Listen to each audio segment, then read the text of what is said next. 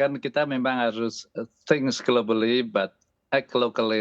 Lokalnya kita masih rendah banget data rumah sakit yang dirawat, kemudian positivity rate-nya, kasus barunya yang meninggal.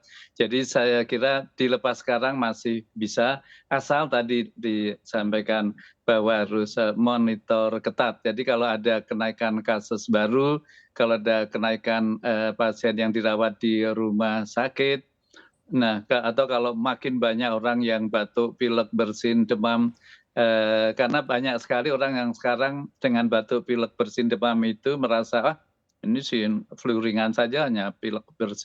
Jadi tidak dicek sehingga jadi ada kemungkinan kasusnya sebetulnya lebih banyak. Jadi selama itu dimonitor dan selama juga tadi surveillance mengenai virusnya, apakah sudah ada seberapa banyak virus baru yang ada di Indonesia yang kalau yang dari Cina itu kita khawatirkan tadi kan BF7 dan mungkin juga BA5.2, kalau yang dari Amerika kita khawatirkan tadi yang XBB tadi 15, maka sementara tetap saja saya kira misalnya di mall tetap saja bisa dibuka.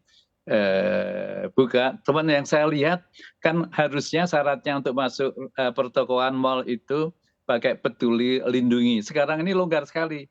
Jadi Iya. waktu misalnya saya mau masuk kemudian kok kayaknya agak sulit, masuk aja Pak gitu. Jadi belum dibuka peduli lindunginya sudah disilahkan masuk. Nah itu mungkin kita perlu lebih ketat sedikit di situ. Namun untuk yang pelepasan untuk PPKM-nya mungkin masih bisa dilanjutkan dengan pemantauan yang ketat, kewaspadaan yang tinggi. Oke, baik Pak Zubair. Berarti saya simpulkan saat ini sedang merebak 3 varian baru BA.5.2, BF7, XBB 1.5. Betul ya Pak Zubair ya?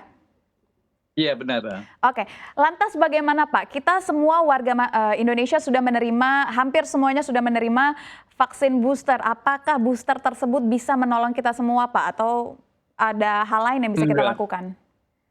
sayangnya tidak. Jadi setiap kali ada mutasi baru, kan virus itu juga ingin hidup. Jadi kalau dia mau menginfeksi kita, kemudian kita sudah kebal, nah kemudian lama-lama dia mutasi.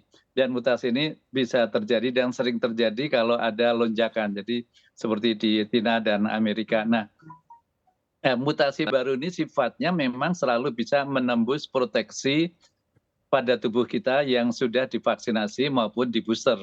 Ataupun misalnya kita baru saja terinfeksi kan kita jadi kebal lagi. Nah kebal ini pun bisa diterobos oleh varian baru. Hanya untungnya sampai sekarang yang di Indonesia ini tidak membuat kegawatan. Namun tolong diingat, yang meninggal setiap hari masih selalu ada walaupun di bawah 30. Beberapa waktu yang lalu ada beberapa pasien saya yang juga terpaksa harus dirawat di rumah sakit, ada yang harus masuk ICU, ada yang harus pakai ventilator, ya ada yang meninggal, namun ada juga yang tertolong. Jadi angka kematian memang benar rendah, namun masih ada saja yang dirawat di rumah sakit, ada saja yang dirawat di ICU, dan ada saja yang meninggal. Jadi memang masker, jadi masker ini amat sangat penting. Jadi PPKM-nya untuk masyarakat himbauannya adalah masker, karena masker penting untuk melindungi kita, penting untuk juga melindungi orang terdekat kita. Dan kalau kita batuk, pilek, bersin, sekarang ini ya wajib pakai masker dan sebaiknya tidak masuk kerja, tidak masuk sekolah, kuliah dahulu. Dan untuk yang sakit harus tinggal di rumah, Oke. isolasi mandiri ataupun rumah sakit kalau serius. Ya, saya ingin kembali ke Pak Diki. Pak Diki, Kementerian Kesehatan Malaysia Zaliha Mustafa mengungkapkan bahwa masyarakat yang telah melewati periode 6 bulan sejak vaksin booster pertama perlu mendapatkan second booster lagi. Dan ini juga sebenarnya sejalan dengan apa yang disampaikan Pak Zubair, bahwa apa yang telah kita terima ini belum bisa melawan virus-virus baru ini. Lantas apakah kita perlu Pak untuk menerima vaksin booster kedua ini Pak? Ya, bicara vaksin booster memang berbasis riset terkini dan merespon subvarian yang terbaru, memang diperlukan sebagai perlindungan untuk, ya sekali lagi, vaksin terbukti tetap efektif dalam mencegah keparahan maupun kematian.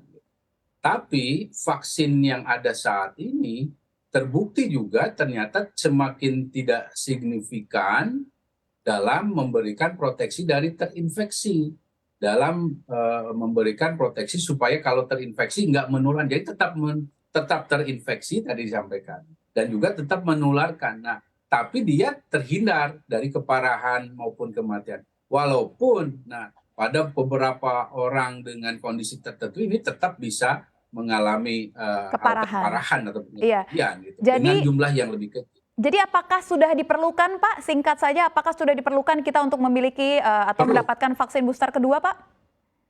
Perlu, sangat perlu ya, sangat perlu. Hanya bicara bahwa pemerintah ini itu lain soal, tapi kalau saya ditanya perlu ya perlu.